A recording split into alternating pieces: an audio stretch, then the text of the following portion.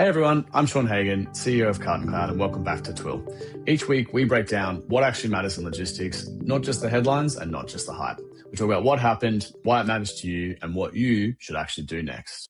This week, the market isn't screaming about a massive demand shock or a single explosive disruption like we saw in the Middle East a few weeks ago. Instead, it is flashing a very different, quieter warning, and something we've been talking about over the last couple of episodes. Execution is going to get more expensive and planning windows are shrinking. Right across Australia, New Zealand, the US, Canada, and Mexico, the common thread is really clear. Operators are being forced to manage policy volatility, collective capacity tightness, and rising service expectations all at exactly the same time. It's like a vice grip slowly tightening on the operator's margin. The gap between average operators and disciplined operators is about to widen dramatically. Today, we're digging into why policy is now a line item operating requirement, why cross-border capacity is an absolute illusion, and what resilience actually looks like when governments and operators finally have to pay for it. First, let's hit the news desk and get you all caught up. We have a pretty heavy news cycle this week, so let's run through the top stories moving the needle. Firstly, ocean rates are moving again. Drewry's World Container Index increased 8% week over week, driven heavily by stronger Asia-Europe rates and gains on the Trans-Pacific.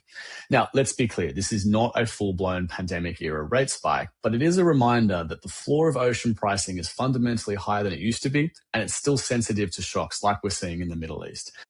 The good news is the Red Sea diversions had absorbed a lot of excess capacity, meaning carriers can still manage price direction quickly when networks tighten. FedEx just launched a reusable packaging solution specifically for B2B shippers, partnering with a company called Returnity. They're positioning it as a way to reduce costs, streamline store operations, and avoid heavy handling fees that often come with this type of packaging. This isn't just a sustainability headline for the ESG report. The benchmark for B2B service is moving. Customers don't just want you to ship it anymore. They want you to ship it with lower waste and cleaner returns economics.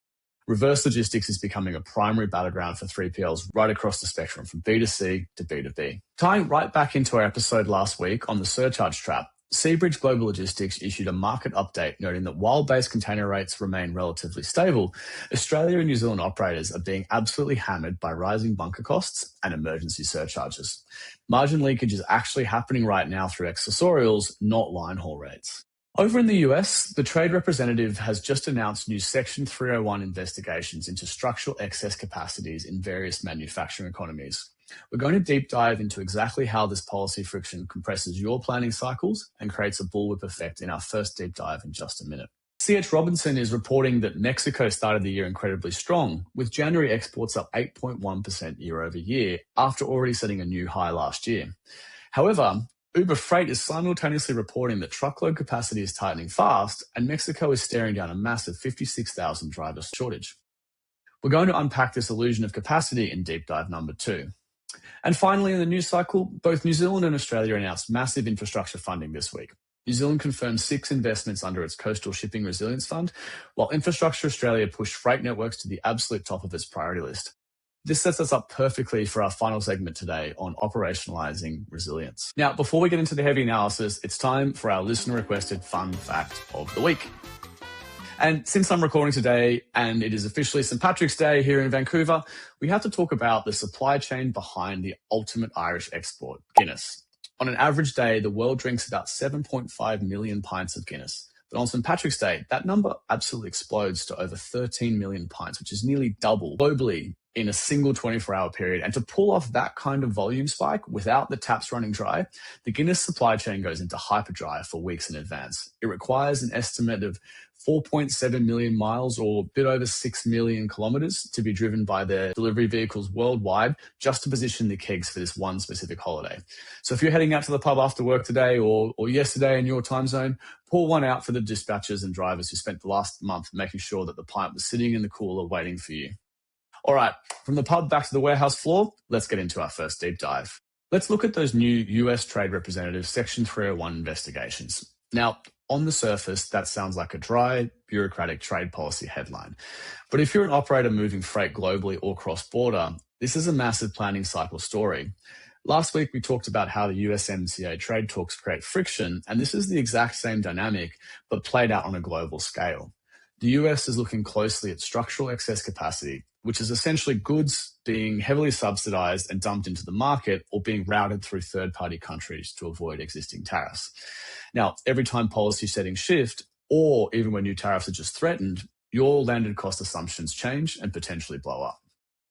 Think about what happens when a tariff threat hits the news. It creates an immediate supply chain bullwhip effect.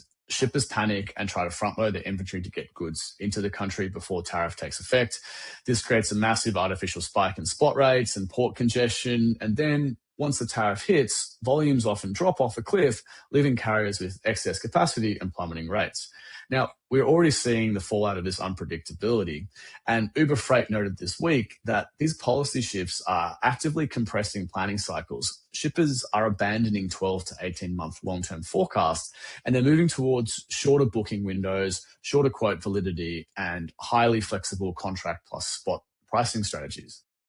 When confidence in the planning horizon weakens, operators start paying a premium for the flexibility. And if this expands into new tariff actions, you'll have to reprice lanes and tighten your customs workflows immediately, something we're all probably getting pretty good at these days. If you're a 3PL, your customers are going to demand deeper visibility into origin tracking to ensure they aren't caught off guard by a sudden penalty. And so your team that's handling compliance, procurement, and transport can no longer operate in silos. Policy is now a line item and it's sitting right in your operational control tower. Our second major theme this week, jumping off that CH Robinson and Uber Freight data, is what I like to call the illusion of capacity. We hear constantly about nearshoring boom. Mexico has successfully replaced China as the top exporter to the US, and growth is expanding rapidly from automotive parts into electronics and advanced manufacturing. Now, if you look at the raw numbers, you would think that cross-border freight market is a gold rush. But the catch is that first tender acceptance is slipping, and that the massive 56,000 drivers shortage on key cross-border corridors is a ticking clock. Why is it an illusion? Because cross-border freight isn't just about finding a truck with an engine. It's quite complicated. And so think about the standard relay process at a border town like Laredo. And obviously there are multiple ways to get freight across the border. But typically, a Mexican carrier brings the freight to the border. A highly specialized transfer carrier moves it across the physical bridge through customs, and then a US domestic carrier picks it up on the other side. Now, that process requires massive coordination. And if you overlay the current challenges that the Mexican trucking industry is facing, which includes severe security issues on the highways, pushing drivers out of the profession, equipment availability is tight. And most importantly, crossing that border requires high-level compliance like CTPAT certification, which severely limits the pool of qualified carriers. This is the kind of market that punishes anyone who mistakes freight is moving for freight is easy. Operators moving freight across North America should assume that their actual bottleneck isn't a lack of trucks, it's a lack of qualified, compliant capacity. A truck without a compliant driver who understands cross-border customs might as well not exist. If you're banking on the spot market to save you on cross-border freight this year, you're playing with fire. The most strategic corridors right now are the ones that reward tight compliance and deep carrier relationships. Finally, let's tie this back to the infrastructure news out of Australia and New Zealand. In episode 2, we talked about building node outage playbooks to survive geopolitical shocks. This week, we're seeing resilience shift from a rhetorical strategy slide to a hard physical investment. The message from both Australia and New Zealand governments is identical. The system is aging, volumes are rising, and the biggest point of failure isn't the road or the rail, it's the handoff points between them. Think about the recent history in these regions. We've seen catastrophic flooding wash out the transcontinental rail lines in Australia, cutting off Western Australia's supply chain for weeks. We've also seen Cyclone Gabrielle absolutely devastate road networks in New Zealand.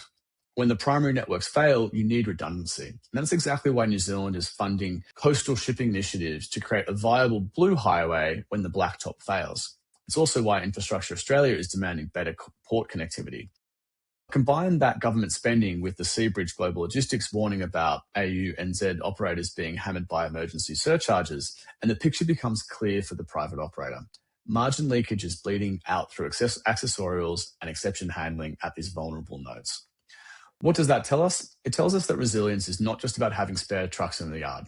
True resilience is about data sharing. It's about having alternative modal routing pre-approved. It's about having better coordination at the handoff points, tighter integrations with customers, and ruthlessly tight administrative control over your cost stack when exceptions occur. So if the market is becoming less forgiving and policy is shrinking our planning windows, the operator playbook matters more than the forecast. Here are your 3 practical actions for the next 7 days. Number 1, reprice based on total cost, not freight rate. If your team is only reviewing your lane profitability through the lens of the base rate, you're flying blind. Update your weekly view of bunker exposure, fuel surcharges, and corridor-specific risk. The line haul might look fine, whereas your all-in shipment economics are quietly bleeding you dry. Number 2, treat cross-border as a capability, not a lane. The North American bottleneck is qualified execution. Make sure your customs discipline, your documentation tracking, your data quality, and your carrier quality are all locked in. Number 3, invest in coordination before complexity. Before adding more suppliers or workaround systems to build resilience, ask if your existing network is actually coordinated. Visibility is helpful, but coordinated decision-making across your WMS and TMS is what actually changes outcomes when a node goes down. For next week, keep your watch list on the USTR investigations and how that driver shortage in Mexico affects spot rates leading into the summer. I'm Shaun Hagen. This has been Twill. Spot the pattern early, simplify your response, and keep your pricing tight. I'll see you all next week.